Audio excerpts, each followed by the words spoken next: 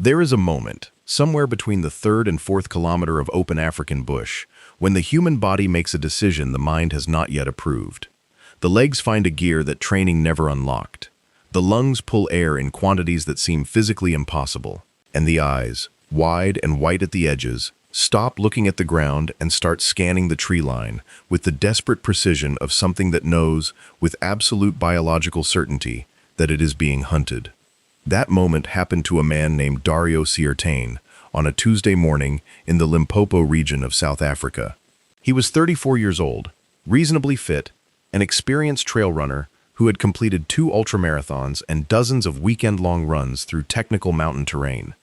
He was not a reckless man. He was not someone who took unnecessary risks. He had researched his route, told someone where he was going, and set off at 6 in the morning when the air was still cool and the light was still thin and golden along the tops of the acacia trees. By 6:47, he was running for his life. This is the story of what happened to him, why it almost ended in the worst possible way, and what ultimately saved him. But more than that, it is a story about a predator that most people walking or running in African wilderness dramatically underestimate. Not a lion, not a leopard, not a buffalo or a crocodile or a mamba flattened across a morning rock. Something that looks, at first glance, far less threatening than any of those. A pack of African wild dogs. If you want to keep hearing stories like this one, the kind that go deep into the biology and the behavior and the moments where human instinct and wild animal instinct collide at full speed, then stay with this channel. Hit the subscribe button right now. There are more of these coming and you will not want to miss them. Let us go back to the beginning. Let us go back to the moment before Dario knew anything was wrong, because that moment is important. That moment is the one that contains the lesson. The bush in the Limpopo region of South Africa does not look the way most people imagine African wilderness looks. There are no sweeping plains visible from every angle. It is not the open savanna of a wildlife documentary where you can see a kilometer in every direction and nothing can sneak up on you. The Limpopo bush is dense and complicated. Mopan trees grow in close thickets, their butterfly-shaped leaves overlapping into walls of green and gray. Buffalo thorn and magic gourd fill the spaces between. Tall tamboti trees with their distinctive cracked bark rise above the scrub, and beneath everything there is a tangle of dry grass, bare soil, termite mounds as tall as a man, and the long shadows that the early morning throws sideways across all of it. Visibility in many sections of this terrain is less than 15 meters. Sometimes it drops to 5. Dario had run this general area before, not this exact route, but terrain like it. He knew the rules. Make noise when you move. Stay on paths where you can. Be aware of the wind direction, because most things that want to hurt you in the bush will smell you before they see you, and if the wind is behind you, carrying your scent forward, you lose the only early warning system that counts. He was doing everything approximately right. His pace was controlled. He was hydrated. He had a small pack with 2 liters of water and a basic first aid kit. By the standards of most people who venture into wild terrain, he was well prepared. The wild dogs were 200 meters off the path and already watching him when he first came around the long bend near a dry riverbed known locally as the Lefalala tributary. They had been in that same stretch of mopane thicket since before sunrise, resting after a hunt the previous evening. There were 11 of them. A pack of African wild dogs numbering 11 animals is a healthy pack, larger than average. The alpha pair had been together for 3 breeding seasons. The pack included 4 young adults from the previous year's litter who were still learning the full complexity of cooperative hunting, still integrating the signals and the timing that make wild dog packs so devastating when they work as a unit. They did not attack Dario immediately. That is an important detail, and it tells you something about how wild dogs think, or more precisely, how wild dogs assess. Unlike a territorial lion, or a surprised leopard, or a defensive buffalo, wild dogs are not reactive animals. They are deliberate. They are thinkers in the way that all coursing predators are thinkers. They do not ambush and they do not explode. They evaluate. And what the pack was doing in those first invisible moments was exactly that, evaluating. Dario ran past. He did not see them. He did not hear them. The morning air was still, and the Mopanje thicket absorbed sound, the way it absorbs everything else. He continued along the path, picked up a slight downhill, let his pace open out a little, the way runners do when the gradient gives them something for free. He was, by his own later account, feeling good. His legs were loose, he was listening to the bush rather than to music, which was the right instinct, though it would not be quite enough. It was approximately 4 minutes after he passed the resting point of the pack that he heard it. Not a growl, not a bark, something quieter than that, and for exactly that reason, something that triggered a more ancient alarm in him than any loud noise could have. It was a high-pitched chittering sound, almost bird-like, almost conversational. The sound that African wild dogs make when they are communicating within the pack during a hunt. Dario had never heard it before in his life. He had no conscious knowledge of what it was, but his body understood it. He turned his head to the left, and he saw them. 3 of the young adults had come out of the thicket and were trotting parallel to his path, roughly 10 meters to his left, in the gap between 2 lines of mopane. They were not running, they were trotting, heads low, ears forward. Their patched coats of black and white and gold made them look almost casual, the way a dog looks when it is following you home from school, not threatening, just present. But their eyes were not casual. Their eyes were locked onto him with the flat, complete focus of an animal that has made a calculation and is now executing it. Dario stopped. He would later say that stopping was probably the wrong choice, and the evidence suggests he is right. But it is the deeply human response to something that frightens you, to stop, to try to understand what you are seeing before you react to it. He stopped, and he turned to face the 3 dogs on his left, and as he did, he heard the chittering sound again, from behind him this time, and then from ahead of him as well. They had flanked him. While the 3 dogs on his left had drawn his attention, the rest of the pack had spread out through the thicket and come around both ends of his position. He was not surrounded, not quite, but he was bracketed. There were animals behind him and ahead of him and to his left, and he had no way of knowing at that moment what was in the dense scrub to his right. He shouted. A sharp, loud, aggressive shout, the kind that wildlife experts recommend for almost any unexpected encounter with a predator on foot. The 3 dogs to his left paused, their ears swiveled. The one at the front, larger than the other 2, held its position and watched him with an expression that contained no fear at all. Dario shouted again. And then he did something that he describes as feeling like the most rational decision he had ever made, even though it went against most of what instinct was screaming at him. He turned and he ran. Not away from the dogs to his left, not blindly into the scrub.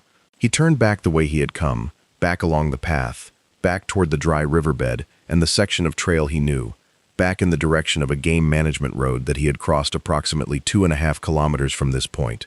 A road where there was at least the possibility of a vehicle, of another human presence, of something other than open bush and 11 wild dogs. The moment he ran, they ran. This is the thing about African wild dogs that separates them from every other large predator on the continent. They are built for exactly this: the pursuit, the long chase. Everything about their biology is engineered for it. Their legs are long relative to their body size.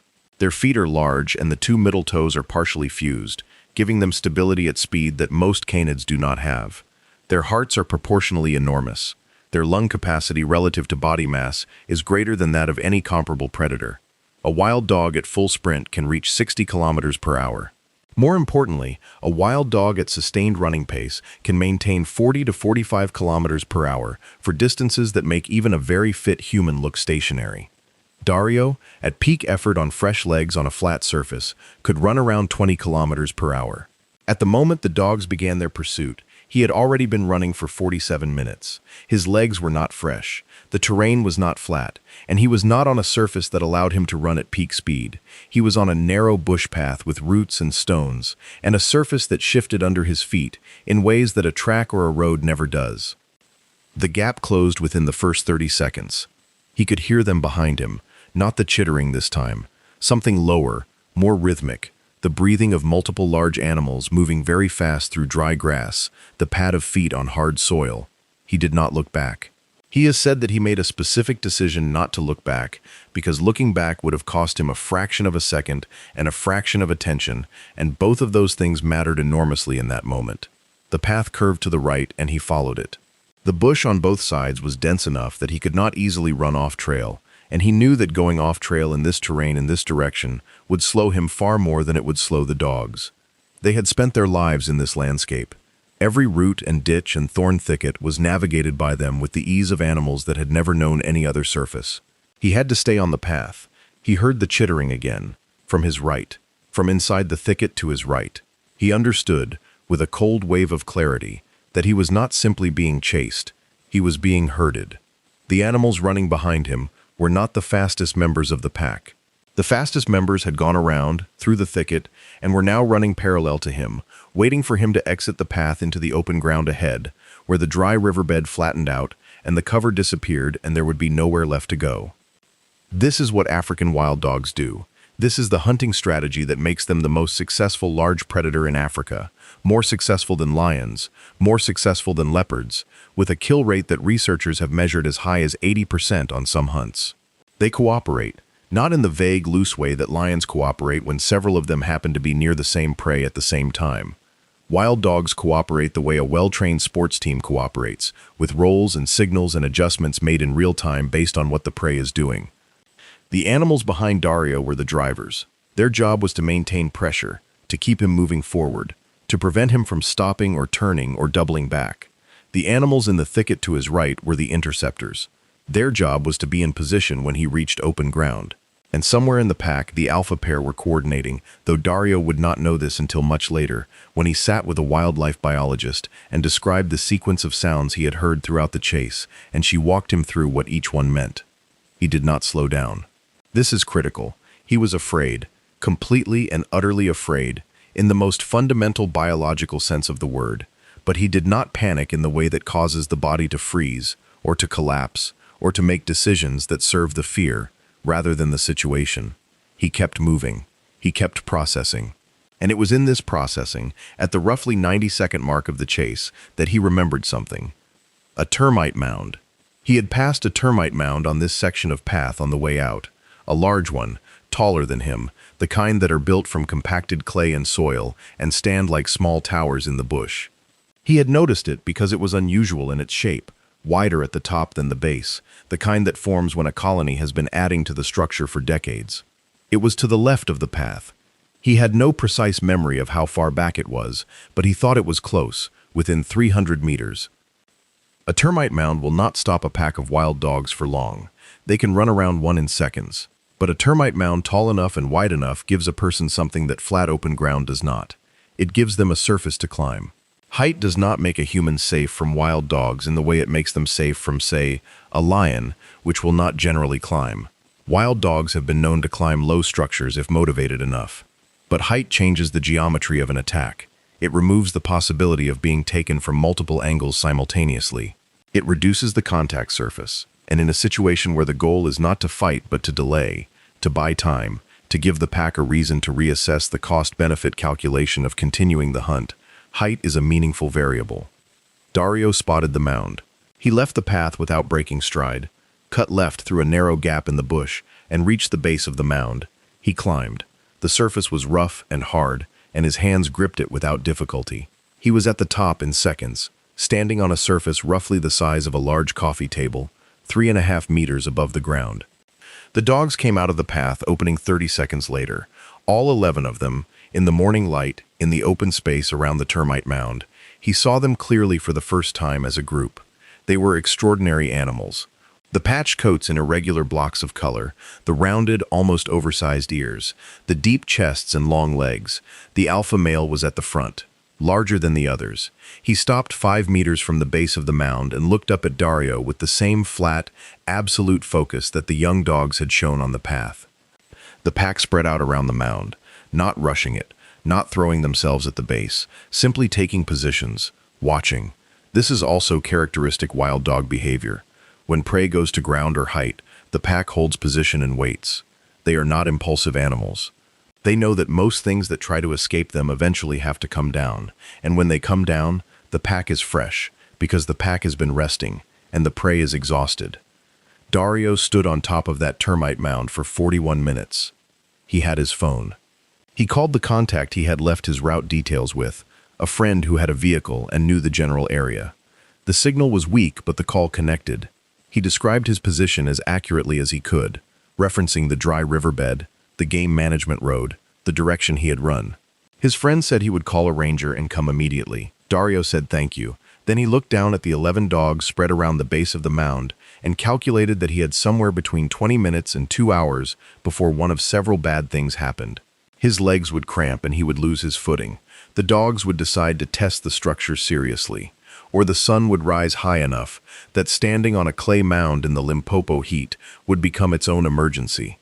He kept his eyes on the alpha, not in an aggressive, staring down the predator way.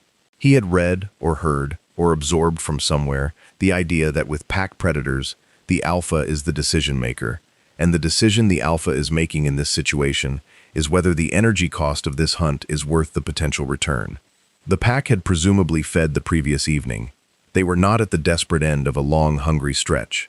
They were well rested and healthy, and they had run down their prey efficiently, but they had not closed the deal. The mound had prevented that, and now they were in the assessment phase, weighing the effort against the outcome. Dario made himself as large as he could without losing his balance. He shouted periodically, not constantly, not hysterically, but with a deliberate, steady aggression designed to communicate that whatever he was not going to be easy. He picked up pieces of the termite mound's surface, where it had crumbled, and threw them at dogs that came closer than 2 meters to the base. He threw accurately. He hit 2 of them. They moved back. They did not run, but they moved back. 22 minutes into the standoff, 3 of the young adults lost interest. They wandered to the edge of the clearing and lay down in the shade of a mopane tree. This is a meaningful data point in wild dog behavior. Young animals losing focus first means the pack's cohesion is beginning to dissolve. The hunt is becoming more costly than the pack consensus can support. 11 minutes after that, the alpha male turned and walked back into the thicket. One by one, in a loose order of seniority that wildlife biologists would probably find very familiar, the rest of the pack followed him. The 3 young adults stood up from the shade, stretched in the way that dogs everywhere stretch when they have been lying down briefly, and went after the others. The clearing was empty. Dario did not move for another 4 minutes. He stood on the mound and listened to the bush, and watched the thicket openings and the tree line, and he counted slowly to himself, and when he reached 240, he climbed down carefully and stood on the ground, and did not immediately die. He ran the remaining 2 kilometers to the game management road in a state he later described as the most focused experience of his life, not afraid in the way he had been afraid during the chase, something cleaner than fear. Something that felt, he said, like being completely awake for the first time, every sense fully operational, nothing wasted on anything that was not immediately relevant to survival. He came out onto the road just as a game ranger's vehicle was approaching from the east. The ranger stopped. Dario got in. The ranger looked at him, at the clay dust on his hands from the termite mound, at the expression on his face, and asked what had happened. Dario told him.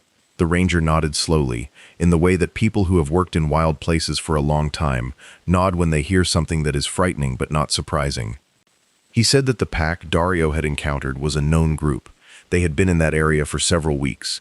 They had taken 2 impala and a small kudu in the previous 10 days. He said that wild dog packs passing through an area sometimes investigate unusual things.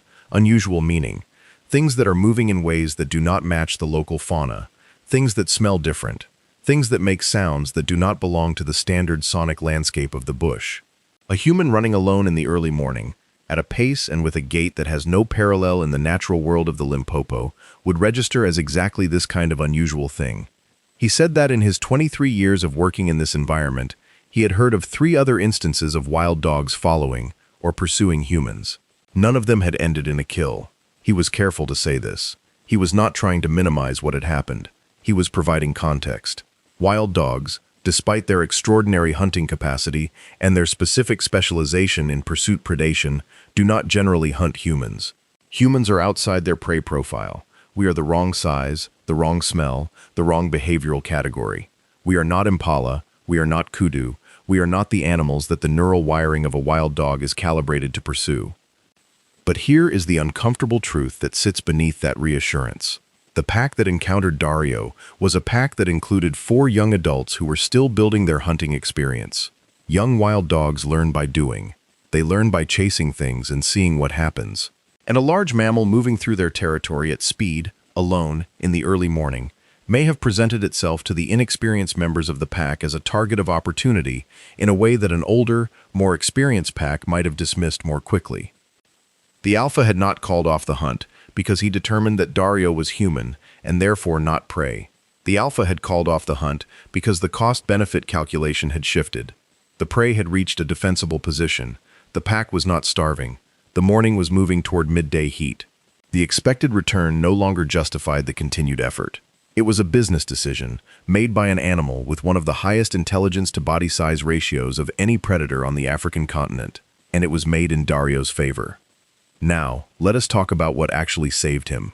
Because there is a version of this story that focuses on the termite mound and stops there, as if the mound was the hero of the story, and that version misses most of what actually matters.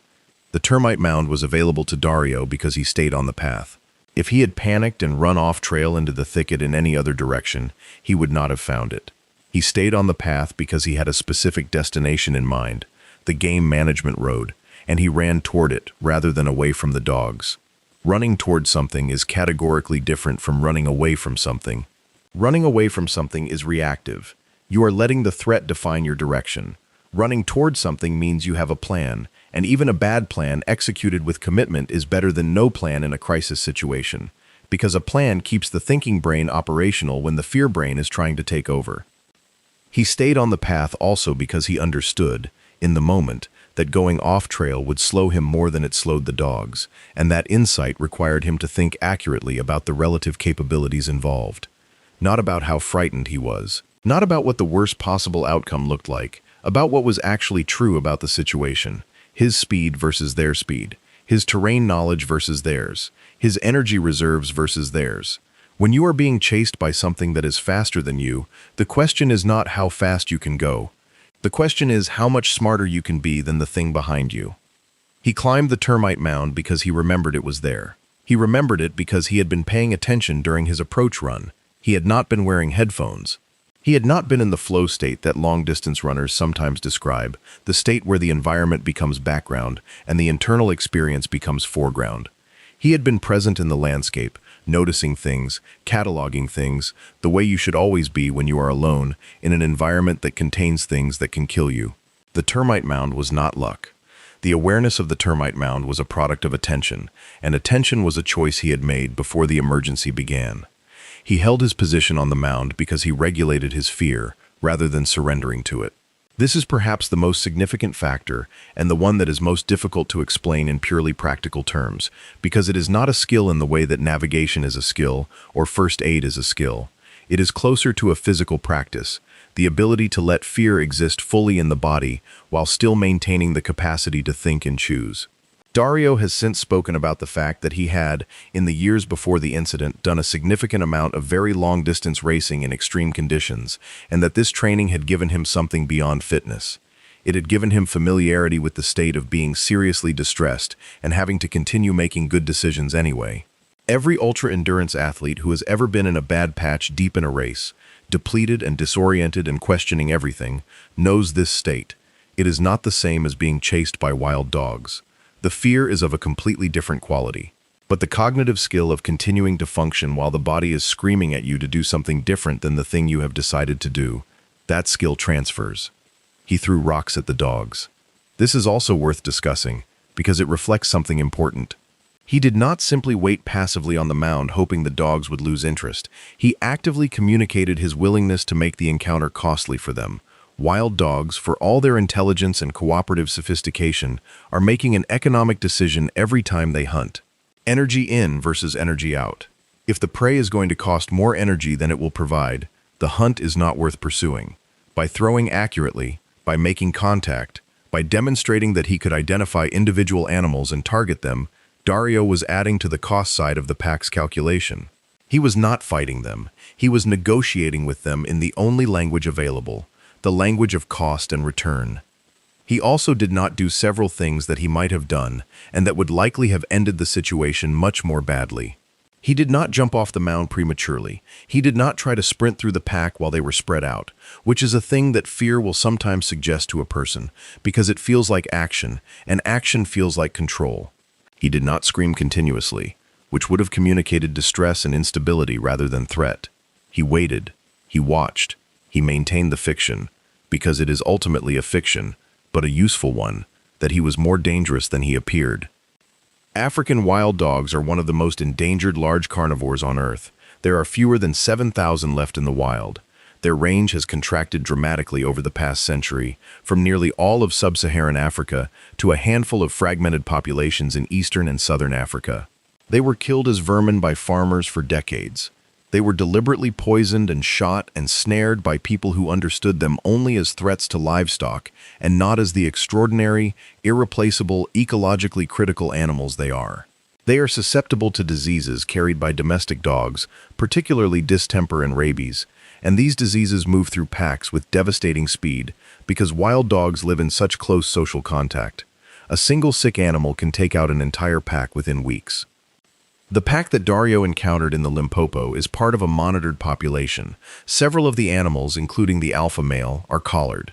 Wildlife researchers know their territory, their pack composition, their breeding history. The pack is considered a conservation success story, a healthy, breeding group in a region that supports their ecological function, the regulation of prey populations, the removal of sick and weak animals, the shaping of landscape through their movement patterns in ways that are still not fully understood.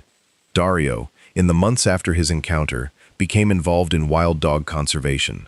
This is perhaps the most unexpected part of the story, but it is also the most consistent with what actually happens to people who have genuine, unmediated encounters with wild animals in wild places.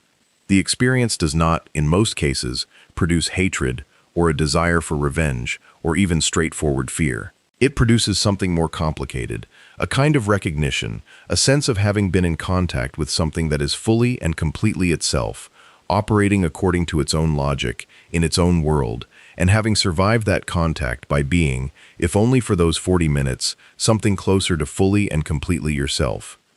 He said in an interview given to a regional conservation publication about 6 months after the incident, that the thing he thought about most when he looked back was not the running, and not the mound, and not the dogs circling at the base. It was the moment the alpha male walked back into the thicket. He said it was the most complete piece of body language he had ever seen on any animal, including humans. There was no drama in it, no hesitation, no backward glance. The alpha simply turned and walked, and the others followed, and the hunt was over, because the hunt was over, and everything about the way the animal moved communicated that the decision had been made, and the pack had somewhere else to be. He said he found it, and this is the word he used, beautiful. Let us talk about the African wild dog specifically, because this animal deserves more than a cameo in a survival story.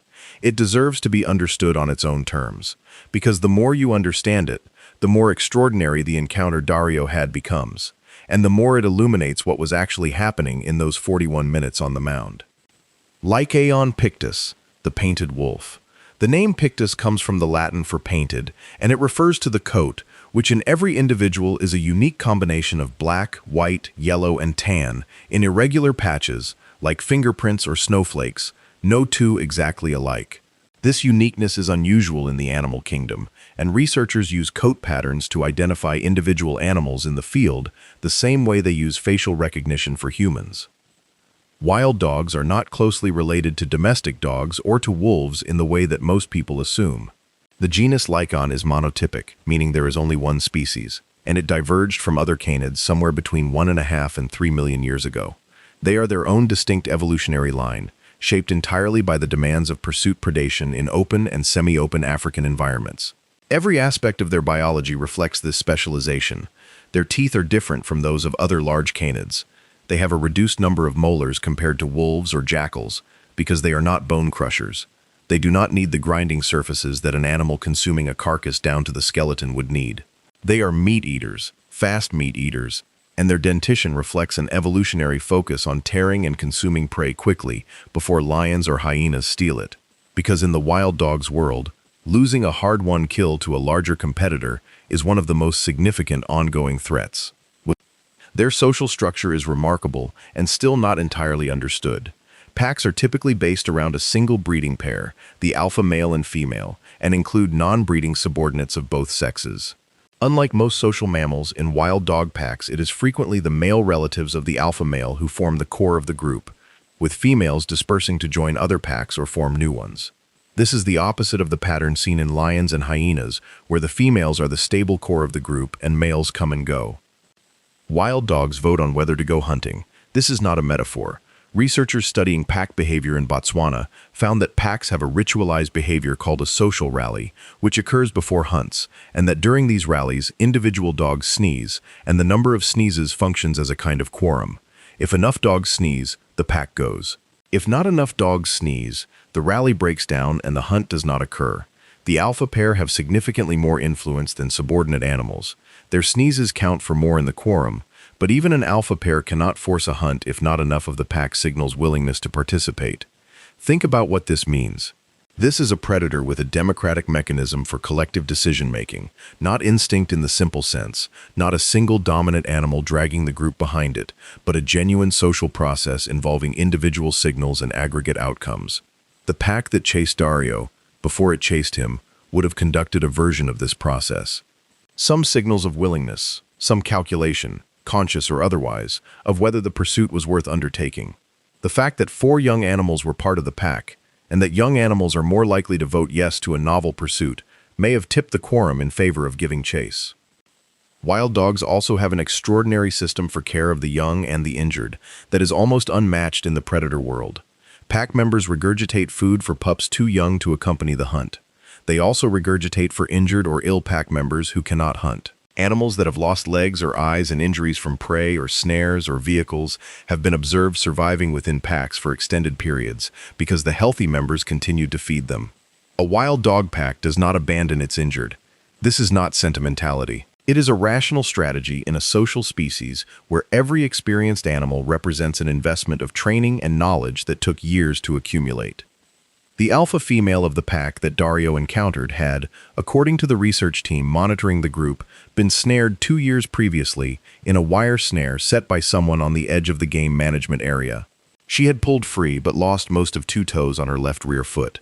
She hunted with a slight asymmetry in her rear stride that the researchers could identify from tracking data. It had not significantly reduced her effectiveness as a hunter. Her pack had not lost cohesion. She had continued to lead the group through 2 successful breeding seasons. She was, by any reasonable measure, an extraordinary animal, operating at the top of her biological and social capacity, in an environment that gave her no margin for error. The fact that an animal like this had ended up in a standoff with a man on a termite mound and had walked away from it with her pack intact and her energy budget unspent on something that was never going to be a meal is less a story about human survival than it is a story about wild dog intelligence. She made the right call.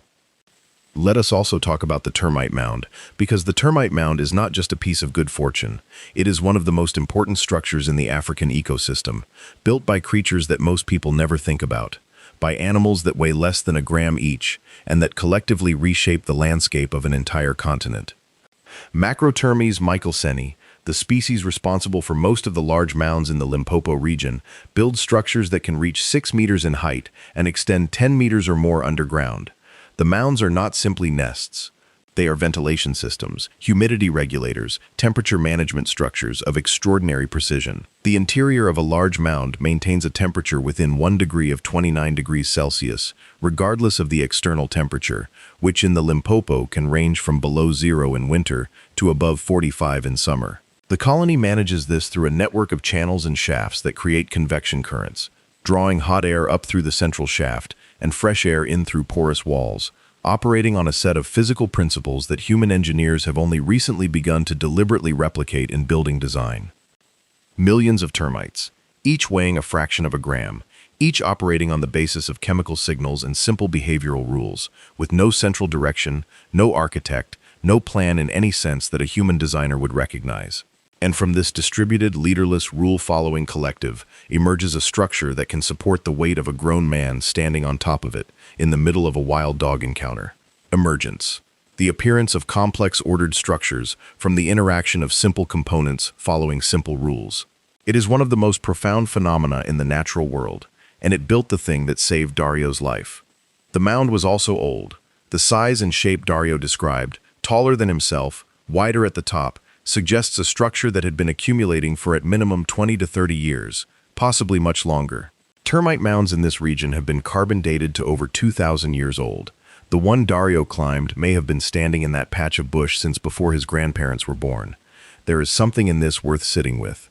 A man running for his life from one of the most sophisticated pursuit predators on Earth is saved by a structure built over decades by creatures that do not think, do not plan, do not know what a wild dog is, or what a human is, or what the structure they are building will eventually be used for. Biology stacking upon biology, stacking upon geology, and somewhere in that stack, a terrified runner finds 30 seconds of purchase and the distance and the height that shifts the calculation just enough. In the weeks after his encounter, Dario went back, not to run that route again, at least not yet. He went back with the research team that monitors the pack. He went back to the clearing with the termite mound on a morning that was cool and still and without incident.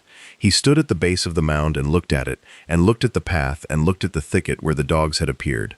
The researcher with him pointed out specific things: the spacing of the mopon trees that would have been ideal for the dogs running parallel, the slight depression in the ground near the path that would have concealed their approach from the front, the way the path curved exactly at the point that made it hardest to see ahead.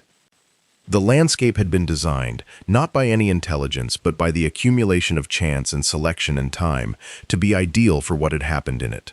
The mopane grew where the soil suited mopane. The path followed the easiest gradient through that terrain, which happened to be the same gradient that offered the best concealment for an animal approaching from the sides. The termite mound stood where the termite colony had established itself, which happened to be in a zone of soil chemistry that supported the colony, which happened to place it close enough to the path that a running man with a good memory could reach it in under a minute. No plan, no design. Just the long, patient, unintentional architecture of an ecosystem doing what ecosystems do. Dario said, standing there, at the base of the mound with the researcher and the sound of a southern ground hornbill calling somewhere to the north, was one of the most peaceful experiences of his life. He said he understood the landscape differently than he had before. Not as a backdrop to his run, not as terrain to be managed and navigated and got through, but as something with its own ongoing logic and its own ongoing story that he had briefly and violently intersected with, and then, by some combination of preparation and judgment and the structural generosity of